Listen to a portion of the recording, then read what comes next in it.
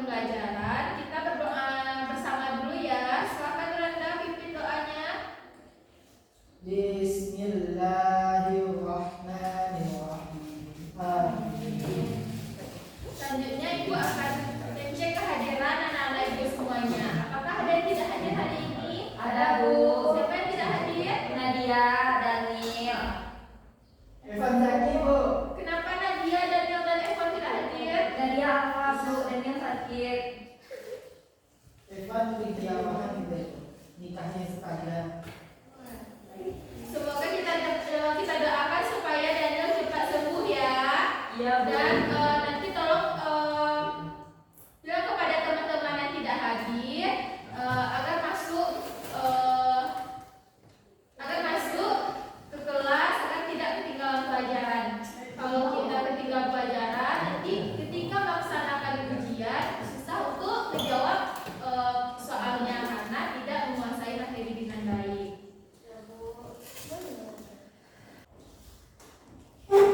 Nah, sepertinya anak-anak Ibu kurang semangat ya dalam pembelajaran kali ini. Ibu mau memberikan ice breaking kepada anak-anak Ibu supaya lebih semangat dalam menerima ilmu hari ini. Nah, ice breakingnya simpel, yaitu cuma tepuk semangat. Siapa yang tahu tepuk semangat? Maida tahu tepuk semangat dari ice breakingnya? Coba Maida. Tepuk semangat. Semangat. Nah, ayo anak-anak Ibu coba ice breakingnya supaya kita lebih semangat dalam menerima ilmu kita. 1, 2, 3, tepuk semangat. Semangat.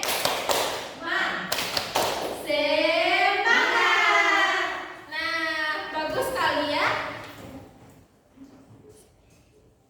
Lalu kita sudah belajar mengenai ilmu fikih. Nah, sekarang kita akan mempelajari konsep usul fikih. Ada yang tahu apa itu usul fikih?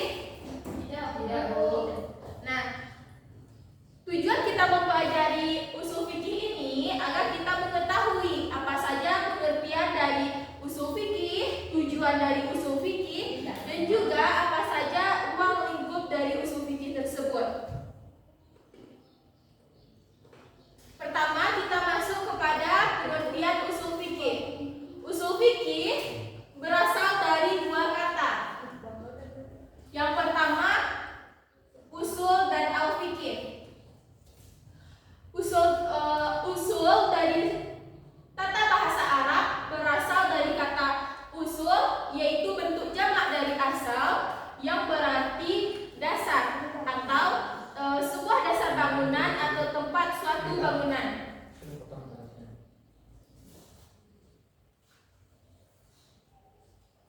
Jadi apa yang dimaksud dengan usul? Siapa yang tahu? Coba tunjuk tangan. Saya, Bu. Ya, Zira. Usul itu adalah suatu dasar atau bangunan. Ya, betul sekali. Beri tepuk tangan untuk Zira. Jadi, usul adalah berasal dari kata asal yang berarti suatu dasar bangunan atau tempat bangunan. Selanjutnya yaitu kata fikih.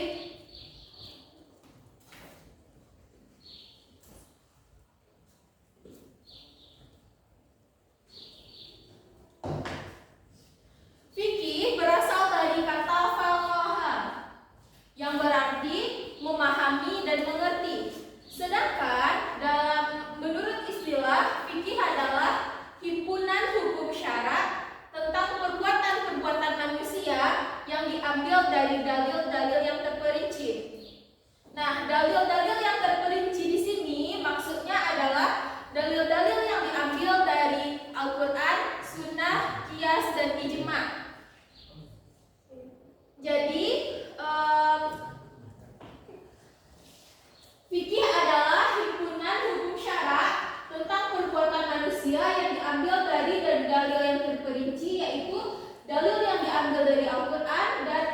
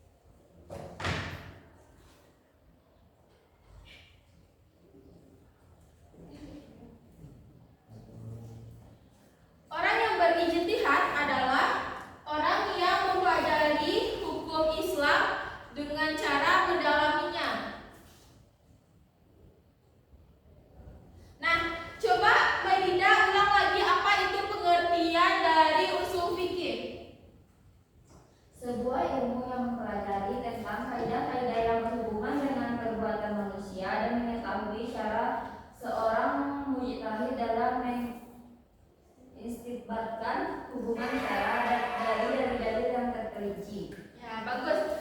Beri tepuk tangan kepada kalian. Selanjutnya kita akan membahas mengenai tujuan usul fikih. Yang pertama yaitu tujuan dari usul fikih adalah dengan usul fikih kita mengetahui cara berdalil yang benar, yaitu cara mengetahui dengan adanya usul fikih kita mengetahui dalil-dalil yang benar dan tidak salah untuk mengambil dalil tersebut.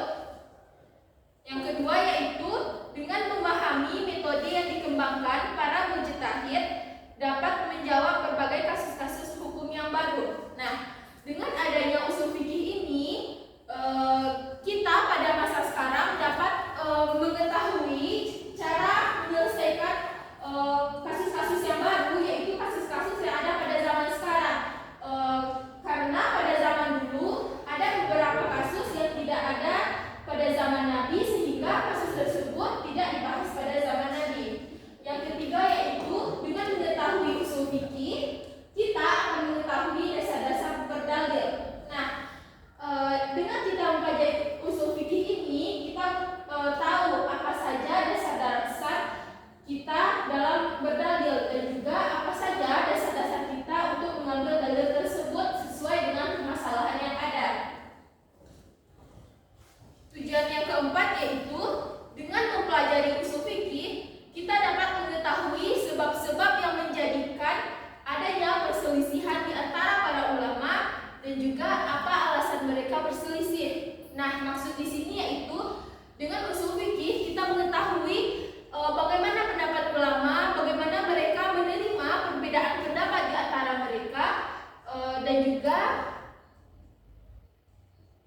yang kelima yaitu usul fikih menjaga dari kebekuan agama Islam. Dan yang keenam, yang terakhir, dengan usul fikih diatur mengenai cara berdialog dan berdiskusi yang merujuk kepada dalil yang benar dan diakui, tidak semata-mata pendapatnya masing-masing. Nah, dengan kita mempelajari usul fikih ini, kita dapat mengetahui sebuah dalil yang benar, tidak hanya mengetahui dalil-dalil yang palsu. Sampai sini paham, nak? Paham, Bu. Nah, materi selanjutnya yaitu mengenai ruang lingkup usul fikih.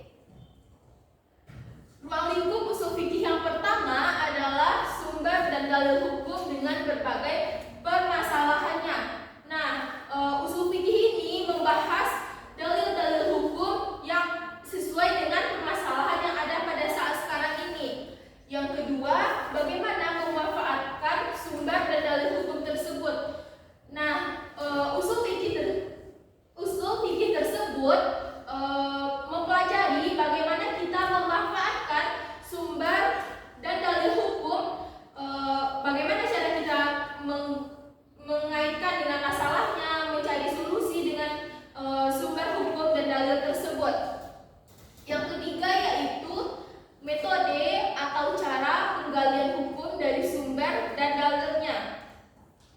Nah, dari usul fikih ini kita mempelajari bagaimana metode untuk memecahkan masalah dan mencari dalil hukum yang sesuai dengan permasalahan tersebut. Apa saja cara-cara untuk menyelesaikannya yang kita ambil dari sumber hukum dan dalil dari permasalahannya. Yang keempat yaitu syarat-syarat orang yang berwenang melakukan istinbat atau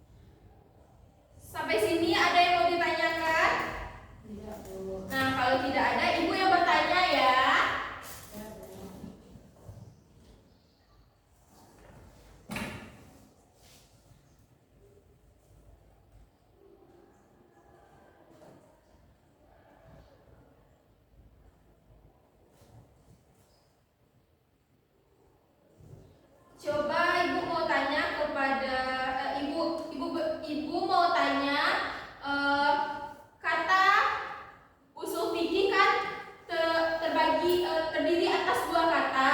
Yang pertama yaitu usul dan fikih. Nah, kata usul berasal dari kata apa? Siapa yang tahu coba tunjuk tangan. Saya Bu. Ya, Merida.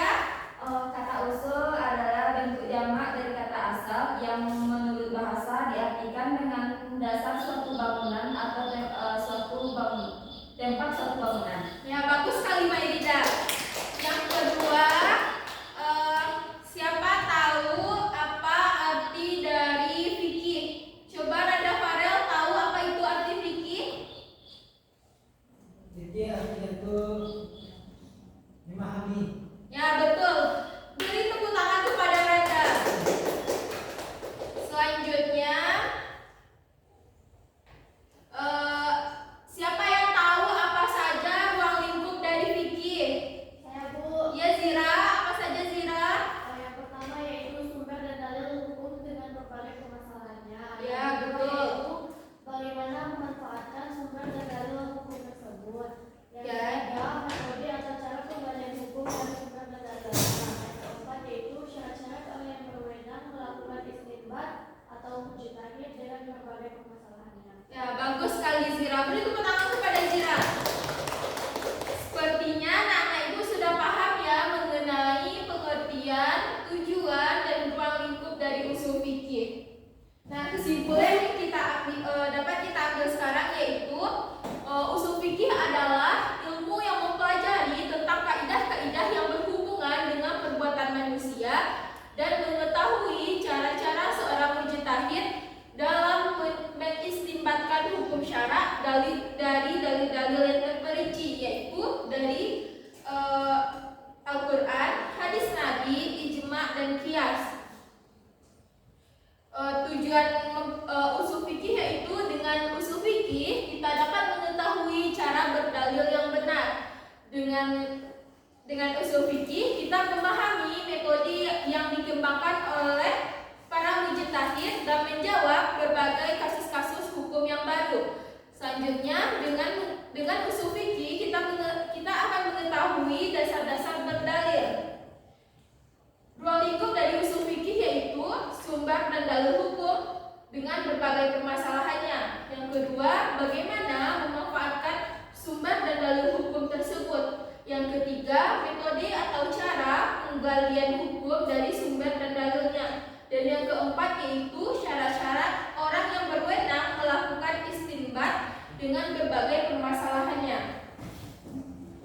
Karena waktu kita sudah habis, Ibu cukupkan pembelajaran kita pada siang hari ini. Untuk minggu depan,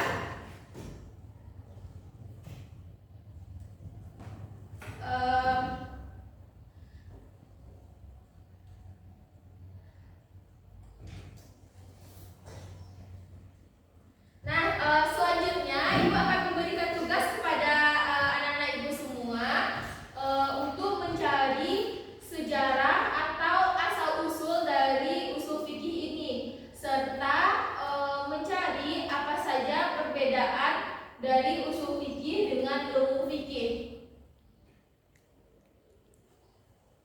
Ibu beri waktu 5 menit ya. Ya Bu.